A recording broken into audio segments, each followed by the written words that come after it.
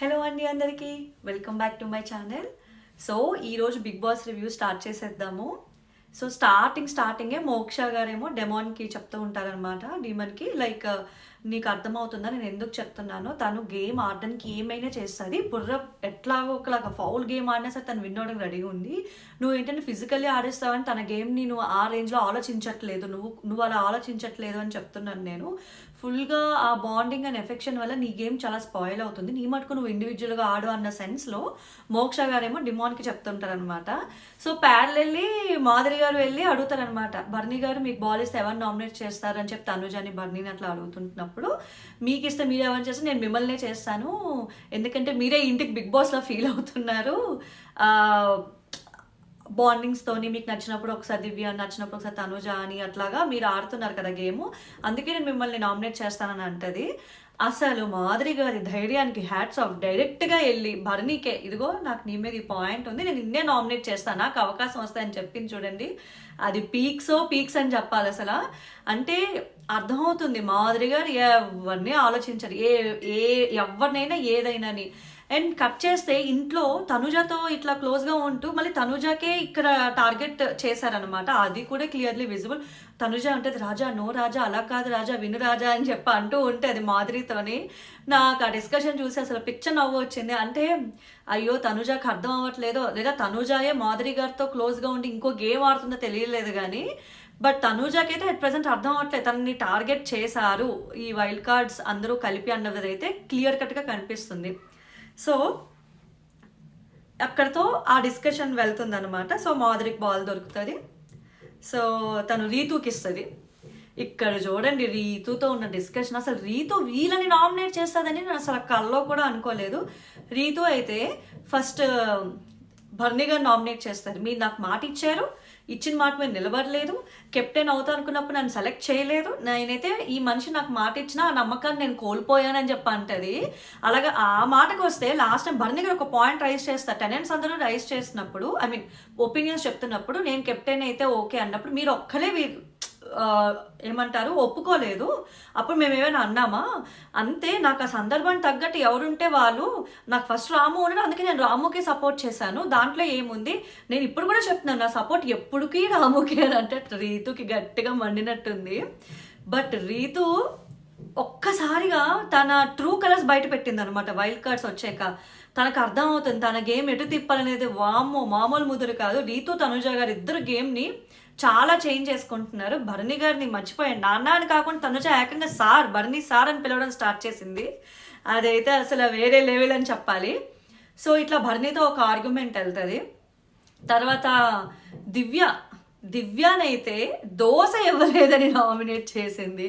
అయ్యో కల్లో కూడా అనుకోలేదు దివ్యకి రీజన్ ఇట్లా చెప్తుందని. పాప ప్రీవియస్ టాస్క్లో దివ్య పడి ఆ బకెట్తో నీళ్ళు తోడి అసలు రీతుకి హెల్ప్ చేసిన విధానం ఏదైతే ఉందో అసలు సూపర్. అసలు అంతలాగా క్లోజ్గా ఉన్న దివ్యతో వీళ్ళు రాగానే రీతు వెంటనే గేమ్ ఇట్లా అట్టు తిప్పినట్టు తిప్పేసింది అనమాట. సింపుల్ అటు తిప్పినట్టు తిప్పిందనే చెప్పాలి. చాలా ఈజీగా ఫ్లిప్ చేస్తుంది రీతు.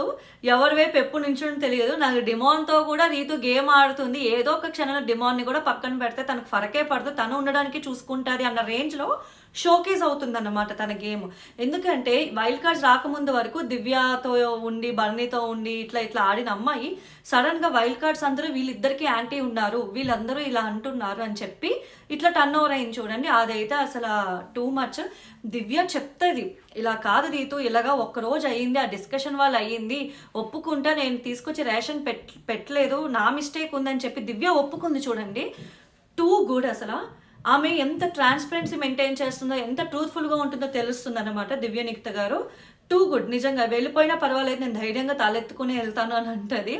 చాలా బాగుంది దివ్య మాట్లాడిన విధానం కానీ, తను తీసుకుంటున్న స్టాండ్ కానీ ఎక్కడ ఫ్లిప్ అవ్వకుండా తను అనుకున్న పాయింట్ తను పెడుతుంది అనమాట. అక్కడైతే దివ్య పీక్స్ అనమాట. చాలా బాగా అనిపించింది.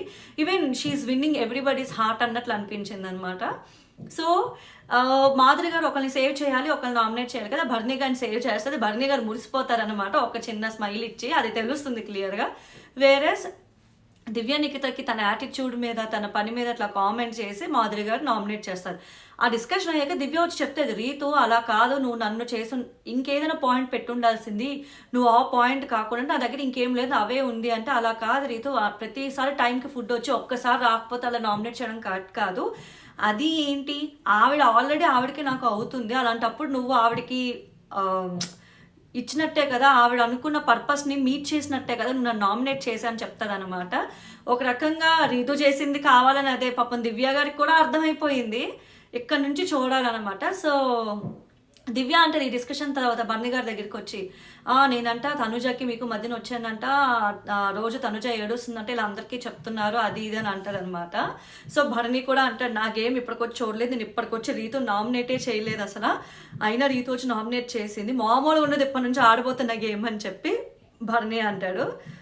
చూడాలి అయితే ఈయన అన్నట్టు ఈయన గేమ్ ఎట్లా ఉంటుందో మామూలుగా ఉండదు అని అన్నారు కదా, ఇప్పుడు చూడాలన్నమాట ఎలా ఆడబోతున్నారు, ఎవరికి ఎవరు ఎలా సపోర్ట్ చేసుకోబోతున్నారు అన్నది.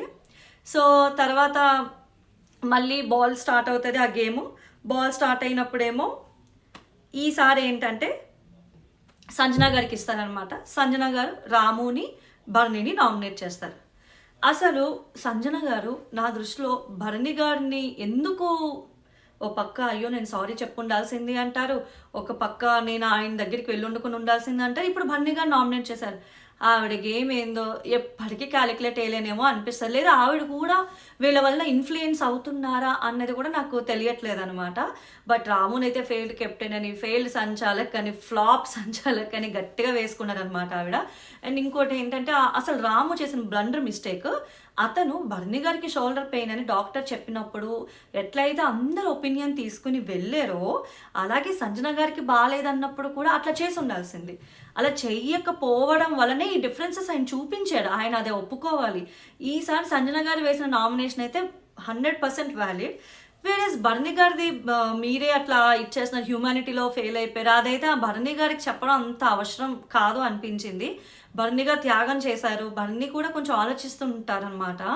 ఈవిడ చేసిన యాక్టింగ్కి ఆయన రియాక్షన్ ఇచ్చారు అని నాకు అనిపించింది పర్సనల్లీ. వేరేజ్ భరణి గారు గట్టిగా ఫైర్ అయ్యారు, మామూలుగా కాదు, విను చెప్పినప్పుడు విను అని. బట్ సంజన గారు అయితే ఎంత, వేరే వాళ్ళు అయితే ఏంది అరుస్తుందని చెప్పి అరుస్తారనమాట, కానీ ఆవిడ మాత్రం ఎక్కడా అరవకుండా మీరు అరిస్తే నేను అట్లా కాదు ఇలాగని చాలా హోల్డ్ చేసుకొని రిటర్న్లో ఆన్సర్ ఇచ్చారు.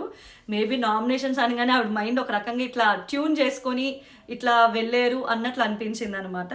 సో మొత్తానికైతే అట్లా రాము గారి ఒక పాయింట్ తీస్తారు, జెండర్ ఈక్వాలిటీ ఇక్కడ ఉంది, ఆవిడ్ని ఇట్లా నలుగురు తీసుకుని రౌడీ గుండాల్లా తీసుకుని వెళ్ళి పెట్టేసినప్పుడు నువ్వు నీ రూల్ చెప్పొచ్చు, యాజ్ అ సంచాలక్ నీ రూల్ నువ్వు చేంజ్ చేయొచ్చు, కానీ నువ్వు చేంజ్ చేయలేదు అని చెప్పేసి అంటారన్నమాట. ఒక పాయింట్ అయితే కరెక్ట్, అక్కడ అబ్బాయిలు అవనియండి అమ్మాయిలు అవనియండి, ఇట్స్ అ జెండర్ ఈక్వాలిటీ, అక్కడెక్కడా ఇన్ఈక్వాలిటీ చూపించడానికి లేదు, గేమ్ అందరూ ఆడాల్సిందే, అందరూ కలిసి ఆడతారు అన్నప్పుడు అమ్మాయిలు ఉంటారు అబ్బాయిలు ఉంటారని తెలుసు. కాబట్టి ఈ పాయింట్ అయితే రాము చాలా తెలివిగా రైస్ చేశారు, గుడ్, ఆయన ఎంత సమయస్ఫూర్తిగా ఉంటున్నారో తెలుస్తుంది అనమాట.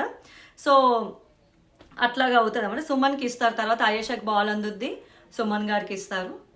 సుమన్ గారు తనుజకి వేస్తారు, మామూలుగా ఉండదు, నువ్వు రోజు ఏడుస్తావమ్మా అది డ్రామాలా అనిపిస్తుంది, అంత ఎమోషనల్ చేయాల్సిన అవసరం లేదు అని అంటే, తనుజ కూడా వచ్చి మరి మీరు కూడా అన్న ఇంటి నుంచి బట్టలు వచ్చిన ఫ్రైడే పూట మీరు ఏడుస్తూ ఉంటారు, అలాగని మేము మీకంటా కాదు కదా అని చెప్పి రిటర్న్ ఆర్గ్యుమెంట్ వెళ్తుంది అనమాట. సో చాలా అంటే సుమన్ గారిని ఎప్పుడైతే తనుజ టార్గెట్ చేసిందో, సుమన్ గారికి కూడా ఉంటారు కదా తనుజ ఇలా చేస్తుంది ఇది కాదు అని చెప్పి, సో సుమన్ గారు ఎక్కడ ఆగలేదు, ఇచ్చేసారు పాయింట్స్. తర్వాత సంజనాన్ని నామినేట్ చేస్తారు. సంజనాన్ని నామినేట్ చేసిన పాయింట్ ఏంటంటే, ఒక హౌస్లో అంత గొడవలు అవుతున్నప్పుడు అందరూ మన వాళ్ళే కదా, మీరు ఎందుకు అట్లా క్లాప్స్ కొట్టి నవ్వుతూ ఇచ్చేస్తారు, ఆపడానికి ట్రై చేయాలి, ఒక గొడవ అవుతున్నప్పుడు ఎట్లాగో ఒకలా వచ్చి ఆపాలి, కానీ మీరు అది ఆపట్లేదు అని అంటే సంజన అంటది, అప్పుడు కూడా నవ్వుతూ నా డిఫెక్ట్ నేనేం చేయను అని అంటారు అనమాట. అయేషా వచ్చి సంజనాని సేవ్ చేసి తనుజని నామినేట్ చేస్తారు. రీజన్ ఏంటంటే చెప్తూ ఉంటుంది, నువ్వు ఇలా కాదు ఏడుస్తావు అది ఇది అని చెప్పి సంజన అంటున్నప్పుడు తనుజకు రిటర్న్ రిప్లై ఇస్తుంది. మరి అలాగైతే బాల్ రావట్లేదు అన్నప్పుడు నువ్వెందుకు ఏడ్చావు కూర్చొని, అంతే కదా, నీకు అక్కడ ఎట్లాగో ఒక సపోర్ట్ అవసరము, ఇక్కడ కూడా ఒక సపోర్ట్ అవసరం, అది నాన్నవుని ఎవరైనా అది మా ఇష్టం, అది మా బాండింగ్, నీకేంది ప్రాబ్లం అంటే అప్పుడు అయేష అంటారు ఈ సీజన్ అంతా ఒక నాన్న ఒక బాయ్ ఫ్రెండ్ ఉంటే ఎండ్ వరకు వెళ్ళిపోవచ్చు అన్నట్టు ఉంది, అది ఇక్కడ కుదరదు అన్నట్టు మాట్లాడతారు. కానీ అయేష ఓకే ఐ అగ్రీ ఆ బాండింగ్స్తో ఇదవుతుంది అని, కానీ అందులో ఇంకో పాయింట్ అంటారు ఈ బాండింగ్స్ వల్ల ఆయన గేమ్ ఎఫెక్ట్ అవుతుందని చెప్పి భరణి గారిని లేపేసరికి భరణి గారు అసలు ఏదో టాప్ నాచ్ ఉన్న ఫీలింగ్ ఇస్తారనమాట. ఫ్రాంక్లీ స్పీకింగ్ అక్కడ వాళ్ళకి అండర్స్టాండింగ్ ఉంది, థర్డ్ పర్సన్ వచ్చి మాట్లాడేంత మాత్రం వాళ్ళ బాండ్ విడిపోతే అదంత స్ట్రాంగ్ కాదని అందరికీ అర్థమైపోతుంది. ఇప్పుడు చూడాలి ఎవరి బాండ్ ఎంతవరకు వెళ్తుంది అనేది నెక్స్ట్ కమింగ్ వీక్స్లో తెలిసిపోద్ది అనమాట. కానీ ఎక్కడ కూడా తనుజ గారు ఇంకా పక్కకి వెళ్తున్నారే కానీ దివ్య గారు ఎక్కడ కూడా ఫ్లిప్ అవ్వట్లేదు.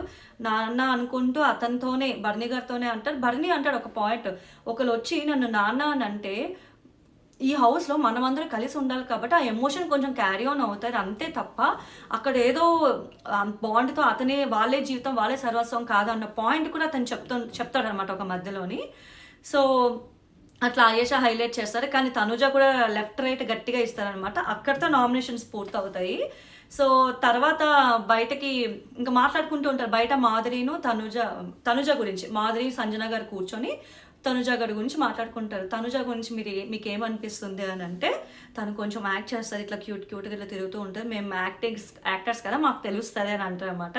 అక్కడికి తనుజతో బాగుంటారు. అసలు వామ్మో మాధురి గారి గేమ్కో దండ అనిపించింది. అసలు మామూలుగా గేమ్ ఆడట్లేదు, సరైన బిగ్ బాస్ కంటెస్టెంట్ని దింపాడని చెప్పచ్చు. కానీ ఆవిడ కొన్ని మిస్టేక్స్ అంటే కోరింటి గొడవలు ఆడడం, కోరింటి గొడవ వేసుకోవడం, అది చాలా హార్మోని అనేది డిస్టర్బ్ అయింది. ఇప్పటికీ కూడా చాలా గొడవలు అవుతున్నాయంట మాధురికి దివ్యకి, మాధురికి సంజనకి, తర్వాత నా అయేషకి రీతోకి కంటిన్యూస్ గొడవలు అంట. నేను అప్డేట్స్ రాగానే మీకు డెఫినెట్లీ వీడియో చేస్తాను. సో ఇంకా మరిన్ని అప్డేట్స్ కోసం తెలుసుకోవాలి అనుకుంటే don't forget to like, share and subscribe my channel. And ఈ వారం ఎవరు ఎలిమినేట్ అవుతారు అనుకుంటున్నారో don't forget to comment down. Thank you.